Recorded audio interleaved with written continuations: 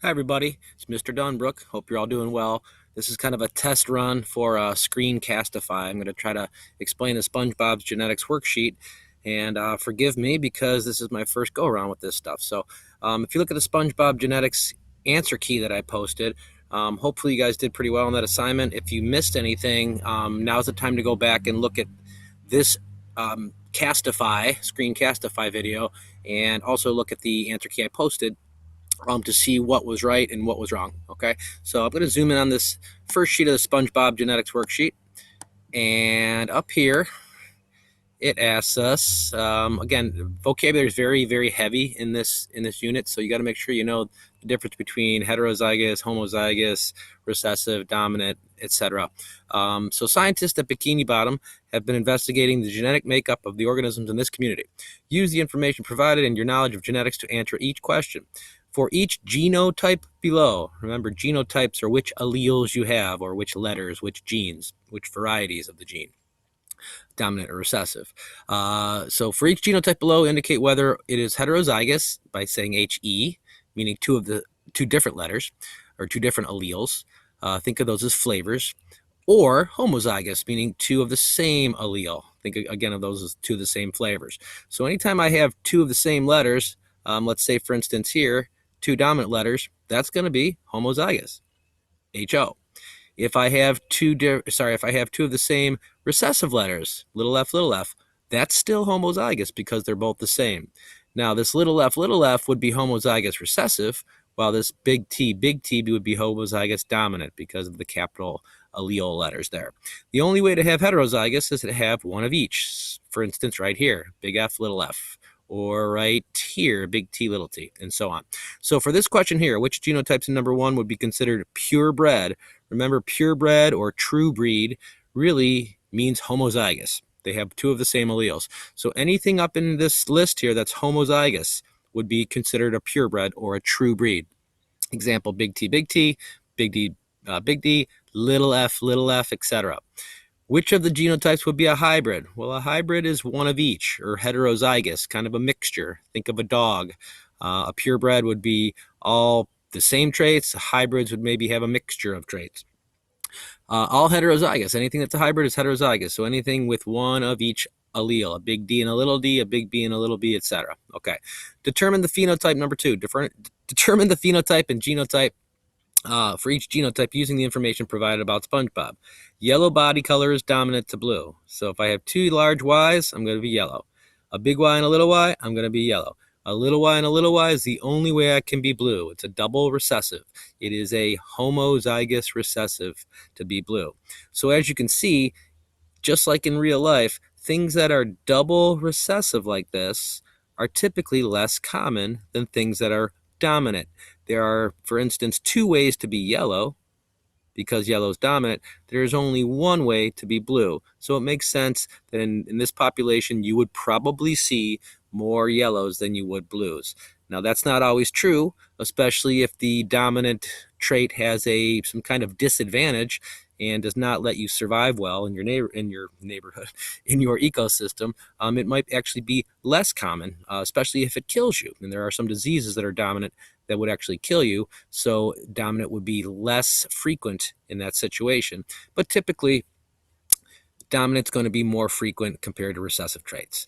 Two ways to be dominant, here and here. Only one way to be recessive. Okay, let's go scroll down. Again, bear with me. This is my first go around on this. And of course, it's not letting me. So let's see if I can do this. Scrolling up. And now I'm going to zoom in on these other questions. Number 3, for each phenotype, give the genotypes that are possible for Patrick. Well, tall is dominant, short is recessive. So to be tall, he could be either homozygous dominant, two big letters, or he could be heterozygous, because all you need is one copy of that big allele, that capital allele, that dominant allele, in order to have the dominant phenotype. Remember, genotype is the alleles you have. Phenotype is the actual trait that shows. Very important. The only way to be short is little t, little t. Again, same pattern here. That double recessive is the only way to be short. Two ways to be tall in this case, one way to be short. Same thing going on for pink body. Pink body color is dominant. So to be pink, I could be either homozygous dominant, big P, or heterozygous, big P, little p. The only way to be yellow in this case is little p, little p. And when you're doing your Punnett squares, make sure I can determine and you can determine the difference between a capital and a small letter. If you notice up here, I gave my little t's, these little tails right here, just to kind of distinguish them from the big T's. It becomes more difficult for letters like P and Y and S, so try to just make them distinguishable. What's a big one? What's a small one? What's a capital? What's a lowercase? Okay, so SpongeBob SquarePants recently met SpongeBob Susie Roundpants at a dance. SpongeBob is heterozygous for his square shape. I put SpongeBob right here on the top of the Punnett square. It does not matter if you put him here or if you put him here. These are just the moms and the dads. It does not matter where you put them on the Punnett square.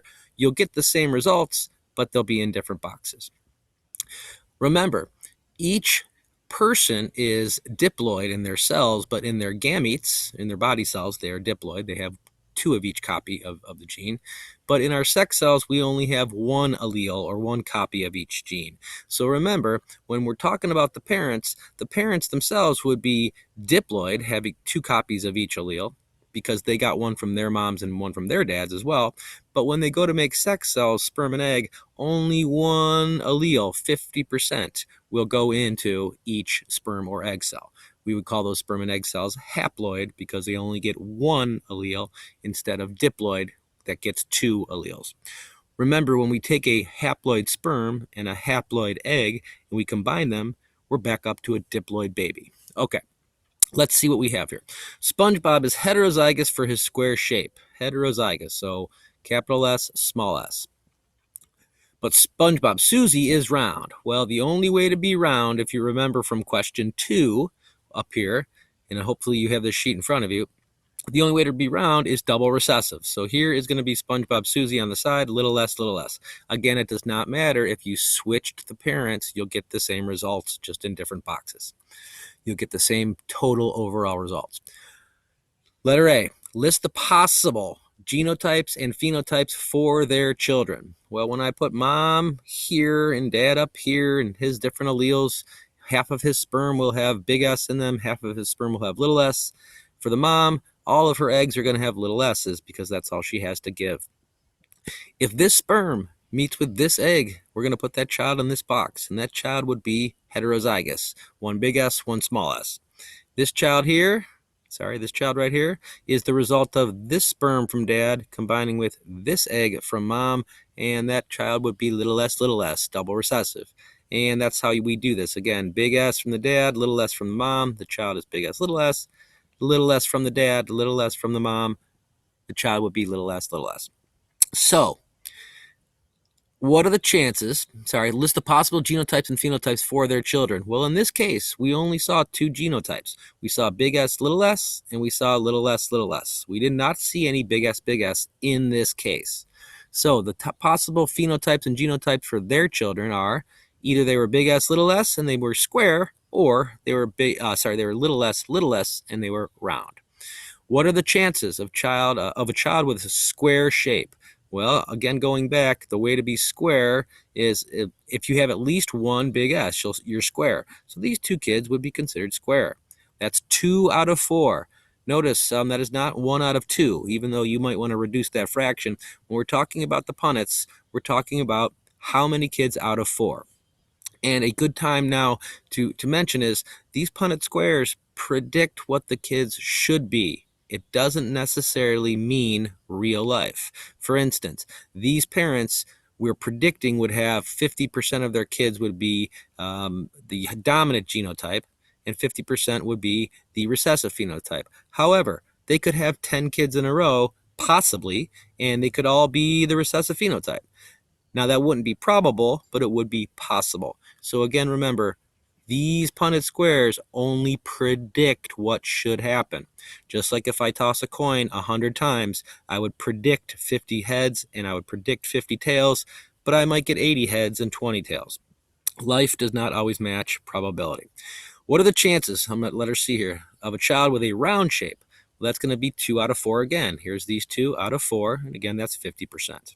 Okay, let me try to scroll up here. All right, Patrick met Patty at the dance. Both of them are heterozygous for their pink body color, which is dominant over yellow. Create a Punnett square to show the possibilities if Patty and Patrick had children. So they're both heterozygous. This one becomes easy.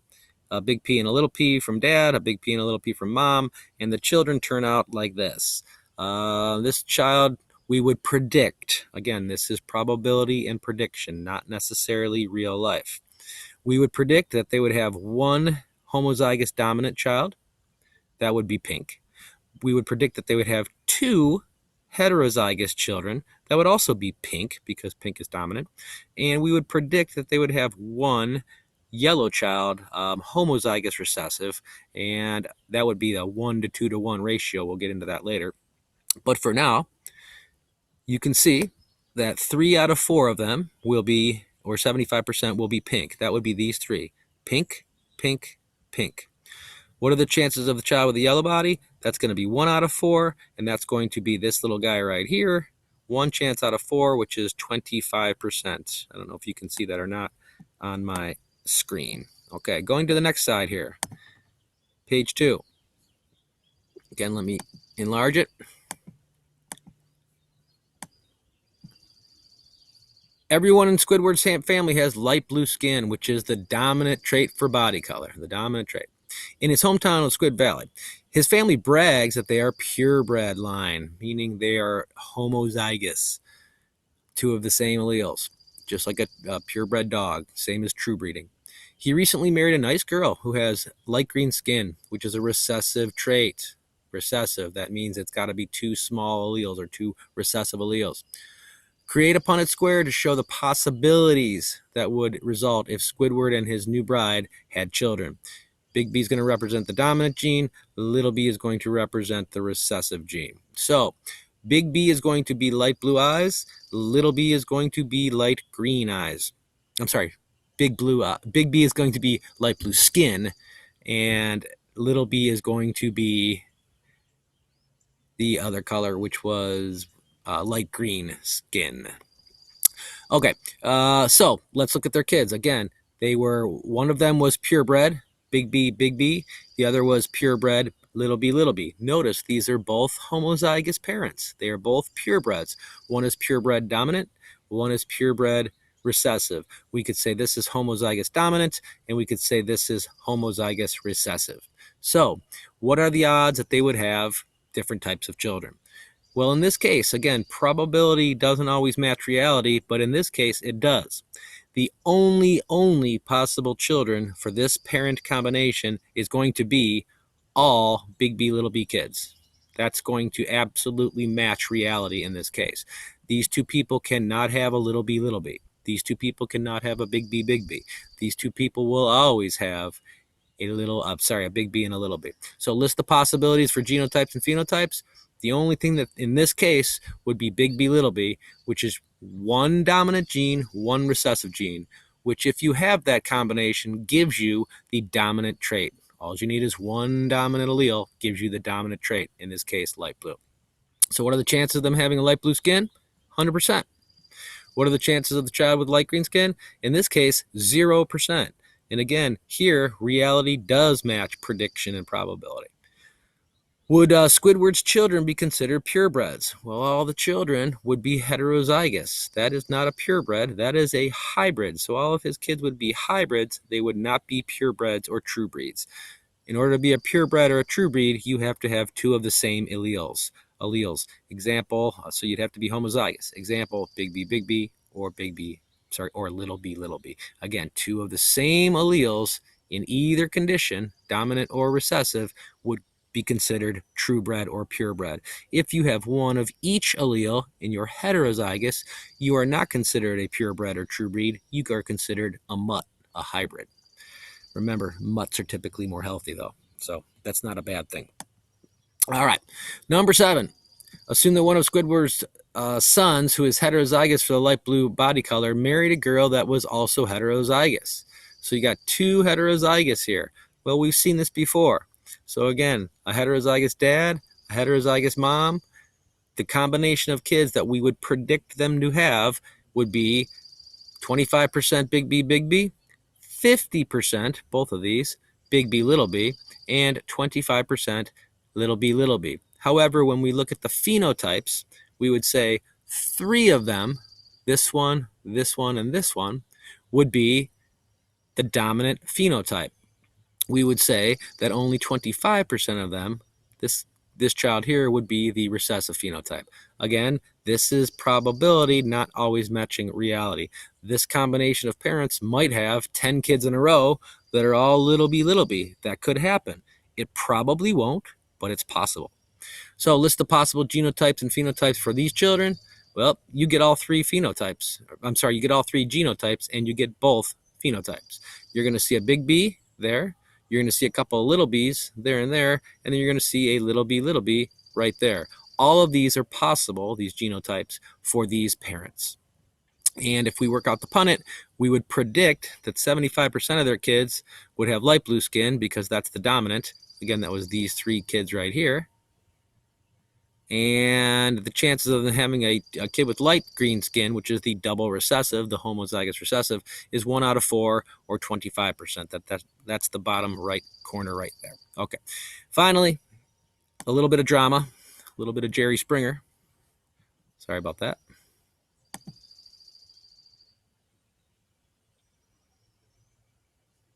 Not sure what happened there. Here we go. Sorry about that. I got to go to the second image now. The last thing here. Mr. Krabs and his wife had a little crabby, but it's not been a happy occasion for them. Mrs. Krabs has been upset since she first saw her new baby, who has short eyeballs. She claims that the hospital goofed up and mixed up her baby with someone else's baby. Mr. Krabs is homozygous for his tall eyeballs, while his wife is heterozygous for her tall eyeballs. So we see here that tall eyeballs must be dominant, and it tells us that Mr. Krabs is homozygous dominant, Mrs. Krabs is heterozygous. Some members of their family have short eyes. This is fine, but this is not needed information right now.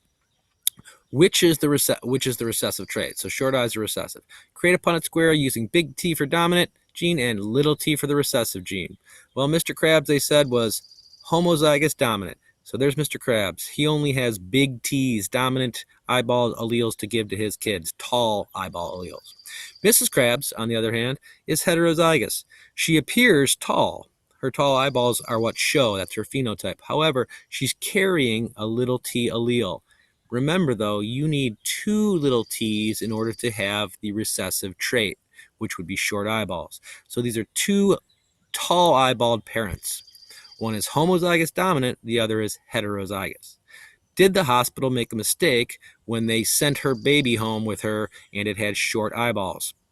Well, they absolutely made a mistake, because these 2 parent combinations can never have a short eyeballed kid. In other words, it is impossible for these 2 parents, Mr. Krabs, big T, homozygous dominant, and Mrs. Krabs, big T, heterozygous. It is impossible for them to have a combination of their alleles that make a little t. They don't both have a little t to give to the baby. Mr. Krabs only has big T's. So in this case, they can't have a short-eyed kid, and Mr. Krabs should be suspicious of his wife or of the hospital. That's it for now. Stay tuned for some other videos. Give me any feedback you can, because I want to know how this worked. Everybody stay safe. Take care.